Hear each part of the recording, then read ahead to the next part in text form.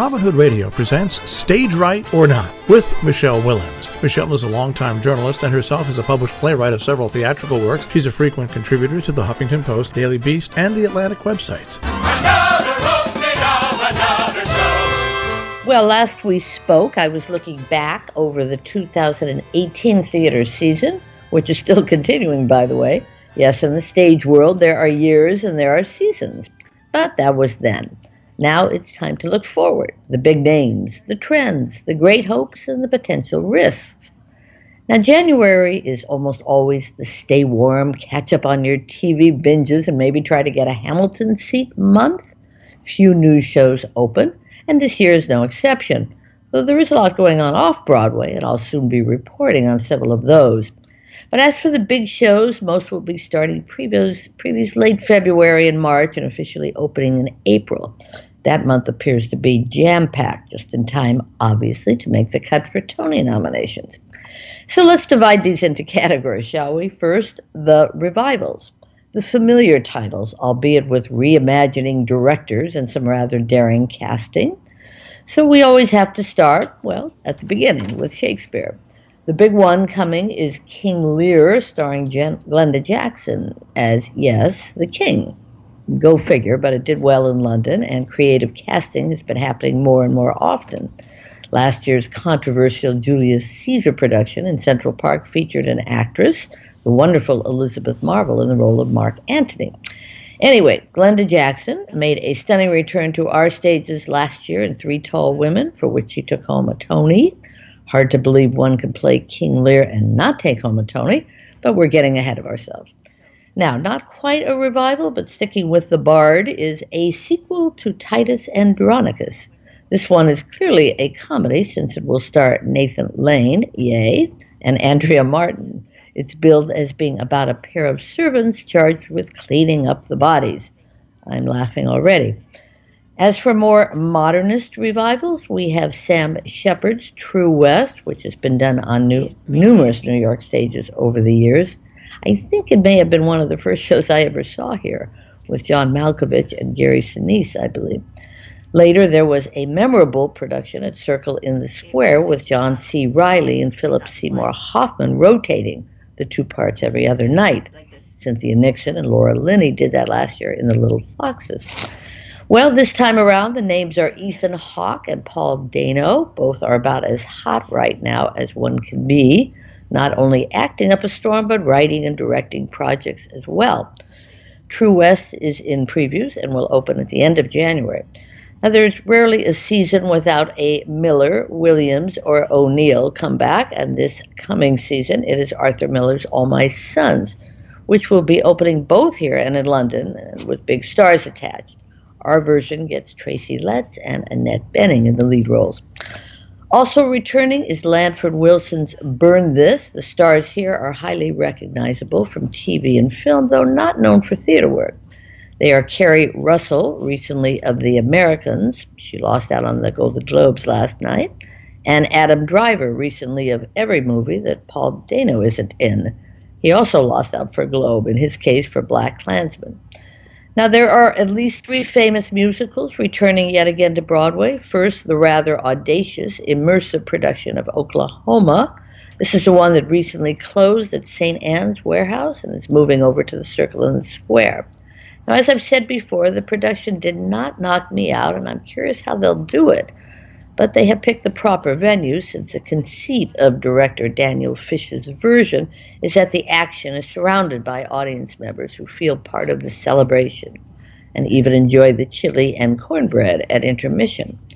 No known stars here, and keep in mind that another less than frothy Rodgers and Hammerstein piece, Carousel, did not have a successful run last year. The musical that does have a big name attached is Kiss Me Kate. Yes, she's back for the umpteenth time. But when Kelly O'Hara does anything well, it gets the pulse going. In this limited run roundabout production, opening in March, her leading man is Will Chase. The music is by Cole Porter, of course, and I can't imagine this one won't do well. By the way, apparently some of the written material is being slightly altered. Now, let's not forget that one is based on Shakespeare's Taming of the Shrew. Finally, yet another production of West Side Story is being prepared, though it's not expected to debut until the end of the year. And the production will be directed by the man of the moment, Ivo van Hove. I'm not always a fan of his work, though he truly takes chances. This one is already getting some pushback because he will reportedly not be using the choreography of Jerome Robbins. Steven Spielberg and Tony Kushner, meanwhile, are working on a new version of the movie that won 10 Oscars, by the way. Now, as for original musicals, the jukebox show that hopefully will be as well received here as it was in Los Angeles is called Ain't Too Proud. The group being recalled is The Temptations, so the Motown sound will be welcome back on Broadway, especially because a show called Motown was less than thrilling. Moulin Rouge, based on the 2001 Nicole Kidman film, will be coming to Broadway after a run out of town. The movie-to-theater transfers trend continues, of course. Stay tuned for Beetlejuice, a musical version of the 1988 film about a naughty ghost, exorcism, and whatnot. We also have Tootsie making the move to Broadway. This one stars Santino Fontana in the Dustin Hoffman role from the 1982 movie. God knows how or if this will fit into the Me Too moment. Either it was way ahead of its time or it will feel passé. The show had an out-of-town production in Chicago. And just as Oklahoma is moving from an off-Broadway theater to the Great White Way, well, so too is one called Hadestown, which had a successful run at the New York Theater Workshop. This one is billed as a folk opera based on Greek legend. And then there is Be More Chill. No, not the Big Chill, though at this point, why not try that one too? Be More Chill, which deals with teenage angst, was a sellout at a small venue and will now be warming things up at the Lyceum. The hope is to be the next Evan Hansen, but I wouldn't put my money on it. As for the original pieces that sound promising, one is called Choir Boy, opening shortly, and which I will be seeing soon. That one is about a school dedicated to educating what it calls strong black men, and it focuses on one character who has a new take on singing with that school choir. The writer here is what sparks the most interest. Terrell Alvin McCraney is the man who gave us the play that became the Oscar-winning movie Moonlight. He also just happens to be chair of the playwriting program at Yale. And then there are the dramas that are daring to take on some pretty dramatic real life.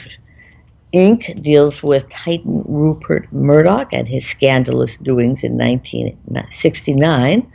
Probably more daunting and already selling well is Hillary and Clinton. Yes, I'm tired of them too, but who doesn't want to see Laurie Metcalf and John Lithgow together on stage? The writer here is Lucas Hanath of Doll's House 2 fame. He, by the way, had the most productions of his works done last year of any playwright. Finally, to end on a positive note, apparently Broadway had its best holiday season ever. Over $57 million. I think 5 shows made over $1 million every week. More than 300,000 audience members. Now, of course, many shows now sell premium seats over holidays in particular. So an average ticket now could be $300 and up. But who is to quibble? The question, Jill, is will those seats remain filled as the new season gets underway? Would you like my opinion? Yes. My opinion is that anything live and not on a screen is the new indoor plumbing, basically. Like, is the... if I were a prognosticatrix, what I would basically say is, if it can be dreadful, but if it's live, you're going to have a better shot at it than otherwise. Yeah, I think that's true. We should keep an eye on shows like King Kong, which did not get good reviews, but I'm sure did well with holiday visitors. And it is live, and there's a very big ape there, so we'll see. There's a very big ape there, and also, any word on Frozen? Are people? It's still doing well. It's still selling on most shows. When you go to the ticket booth, the ones you don't see up there ever are Frozen, Lion King, Hamilton, of course. And To Kill a Mockingbird right now, and Network. I would say those are the 5 shows that are still very, very hard tickets to get. And Frozen is one of them. Disney, for whatever, there will always be Disney, the next Disney generation coming up. It's interesting because Mary Poppins was one Broadway show that didn't. I mean, it did okay, and it certainly played elsewhere. But it was not one of those huge successes on Broadway. It was not an evergreen show. And now the movie is out, the movie sequel, and is not doing very well. And kids are not really responding to it. I had a whole brood of them at my house, and I put on Mary Poppins Returns. And in about 20 minutes, they were running off and doing other things. So, did you test them on the original? Some of them had seen the original, but for some reason, this one. I don't want to knock the movie and keep people from seeing it. It's pleasant enough, but that's also a Disney show that didn't go forever on stage for whatever reason. Maybe it's one that appeals. I don't know. No, I would just to me, I would just take a crack at it again. There are elements of the formula that I think, if one looks at it, weren't necessarily followed. Yeah, I guess you're right. Again, I don't want to do a movie review. Exactly, and so we're not going to, and I did not see the Broadway, but again, it's sort of like I had a friend once who said, "Well, I made your recipe of blah blah, and it just didn't turn." I said, "Well, what did you do?" She said, Yeah. "Well, I halved the butter. I cut the butter in half, and I didn't use any olive oil." There you go. Yeah. That's not the recipe. Yeah. Really? And it just didn't taste good? What? Quel shock, So. Yeah. Well, I don't think Broadway Returns is going to be turning into a Broadway.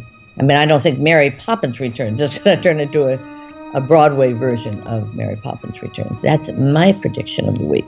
Stage Right or Not with Michele Willens, produced in the studios of Robin Hood Radio, robinhoodradio.com.